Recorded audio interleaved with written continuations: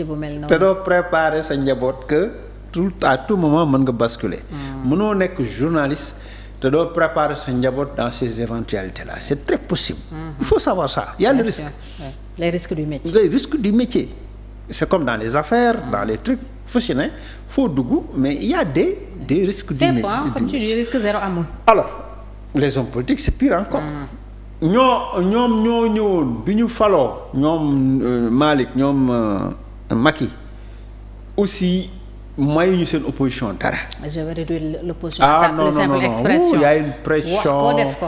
il y a ay voilà jàpp fii dugal fii. wax fii topp traque des biens mal acquis. waaw offense au chef de l'État. le gars le Sonko là ñu dàq ko fonction publique. oui rajee ko. lu ko gën a metti dara nga jàng ba nekk expressé pa ñu dàq la.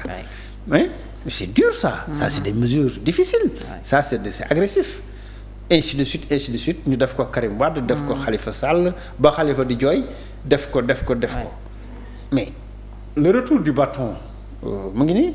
da ngay ñëw nit ñi même li ñuy def c'est illégal ñoo la ko gën a xam mais dañ lay parfois dañ leen a xaaral ma nga ñam li ma ñamoon. parce que yaa ko fi defoon. ay fayantoo la mais fayantoo yooyu kañ lay jeex. parce que en fait voilà ce qui va se passer. régime bii gis nga bu fi jógee kenn du leen ëpp ay problème. dëgg la ku ñëw noonu nga leen di def ainsi de suite. parce que loolu moo fi sax. léegi moo fi sax ku ñëw nga ne gars yi ñun nag falu nañ. tey ngeen ñam. kaay leen tamit ngeen ñam. léegi nan la ñuy génnee ci lii Assane. mais ñun luñ doon ñaan mooy nga am régime boo xam day ñëw toog. teg lépp ci yoon. et c'est ce qu'on attendait de Pastef. bi ko Diomaye commencé dañ ko xas. lu tax ñu xas Diomaye. dafa bëggoon teg ci yoon. oui dafa bëggoon affaire bi tegu ci yoon. on se rappelle ci 100 jours bi mu naan nit mënoo ko jàpp noonu sans ay preuves. lépp wax na ko il faut ñu def réforme yu ñu war a def. parce que moom dafa ñëw tegu lu taxoon ñu faloon Ousmane Diagne ak Jean Baptiste Tine parce que dañ bëggoon tegu ci yoon.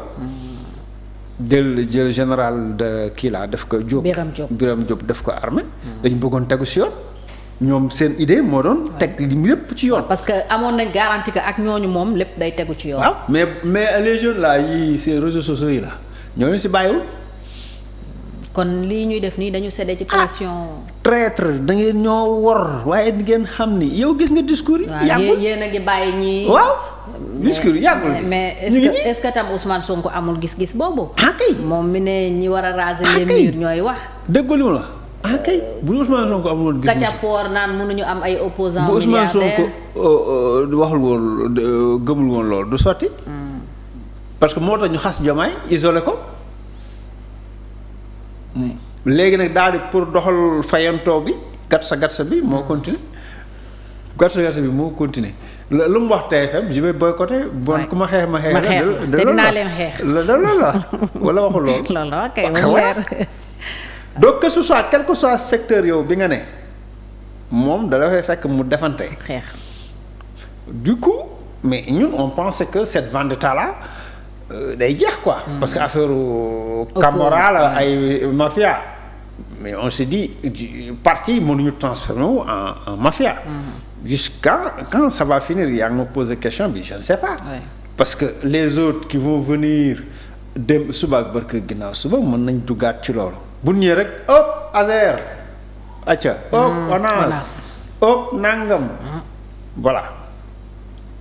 ak yeneen ak liy xew ëllëg kenn xamu ko kenn xamu parce que jusque sous ça peut aller parce que mën na am ay abus grave mais ce gars li mu expliqué noonu su fekkee noonu la demee amul notification police bi était mal à l'aise ordre contradictoire ñu ne ko di nga dugg ci violence par la force comme un vulgaire bandit à partir de ce moment-là je crois que ñu ngi ci durcissement du régime ñu ngi ci durcissement du régime te ñu ngi ci xool la coloration politique de la personne bi ñu condamné voilà. alors justice Assane dañuy wax c'est le dernier rempart de l'état de droit. Justice mun nañu ko yaakaar pour que mu génne ñu ci problème yi même s'il faut une réelle volonté politique mais qu'est-ce que la justice peut faire dans ce cas-là. non la justice mu ngi garder force am mais xam nga justice dafa am ay paliers. c'est comme immeuble. ok ay niveau la. waaw bu ñu nekkee ci enquête préliminaire ak yooyu justice bi. mënu ci dara. Voilà, ça c'est au niveau du ministère intérieur, au niveau de la police, de la gendarmerie, voilà, les procédures mu ngi door a commencer nangam cette personne elle est suspecte, elle est ceci, elle est cela foofu justice mënu ci sori. Mais à partir du moment où maintenant da ngay dem instruction poser dossier bi wala nga préparer muy flagrance par exemple flagrant délit nga préparer procès pour la personne ne ko dañ la àtte semaine prochaine wala ñu ne ko dañ lay enquête juge d'instruction mandat de dépôt nangam à partir de moment justice commencé na compétente ci yow. xool nag ndax dëgg-dëgg am nay preuve dëgg-dëgg laale nga ci dara dëgg-dëgg ndax violé nga la loi si c'est pas le cas ñu bàyyi la nga ñibbi. mais balay booba di nga ñam. ñam kay comme niñ ko fi waxee woon suñu système moom moo mel suñu système moom am na nu muy demee nga ñam. ñam boobu la gars yi tuddee léegi détention punitive.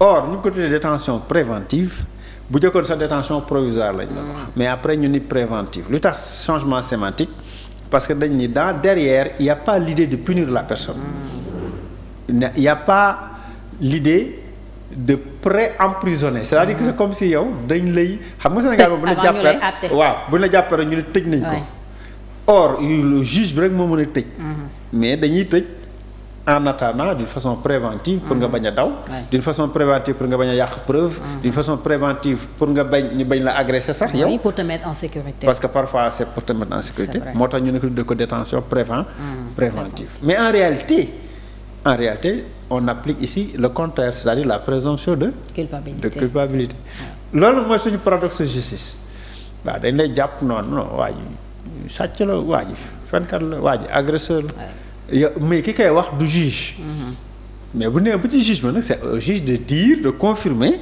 est-ce que réellement lañ lay wax waaw loolu rek la suñu justice man en l'état actuel du dossier mënuñu également dans un état de droit également mënuñu tant que juge bi prononcé wu rek kenn du la jàpp alors aussi on ne peut pas le faire parce que là on laisse en liberté dans ce cas ñoo xam ni c'est des prédateurs effectivement mën nañu yàq lu bari non seulement ils sont agressifs wala ils sont voleurs wala ils sont escrocs wala yàq nañ wala sàcc nañ wala rey nañ wala gaañ nañ il est bon parfois aussi ñu téye la en attendant su fekkee yow tu es à ce degré là moo tax présomption yi bu diisee foofu c'est un droit d'appréciation du juge bu présomption yi diisee dañ lay mettre en mandat de dépôt également la loi prévoit des cas où le mandat de dépôt est obligatoire mooy quoi par exemple passer 100 millions détournement passer 100 millions te cautionné woo remboursé woo obligatoire nee nañ dañ la war a téye ak yeneen cas yoo xam ni duñ la may liberté provisoire alors Assane leneen lu nekk ci penc mi comme actualité mooy ay discours yoo xam ne dafa ëpp yi jëm ci xeet yeneen yi jëm ci ay